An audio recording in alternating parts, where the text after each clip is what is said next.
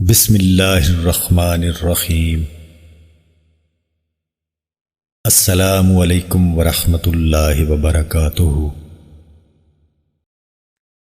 حضرت جابر بن عبداللہ رضی اللہ تعالیٰ عنہ سے مروی ہے، انہوں نے کہا کہ میں نے رسول اللہ صلی اللہ علیہ وآلہ وسلم سے سنا، آپ فرما رہے تھے، جب تم رات کے وقت کتے بھونکنے یا گدھے کے ہنہنانے کی آواز سنو تو اللہ کی پناہ مانگو، کیونکہ وہ ایسی مخلوق دیکھتے ہیں جو تم نہیں دیکھتے، اور جب پاؤں پرسکون ہو جائیں تو باہر کم ہی نکلو، کیونکہ رات کے وقت اللہ تعالیٰ اپنی مخلوق میں سے جسے چاہتا ہے پھیلا دیتا ہے۔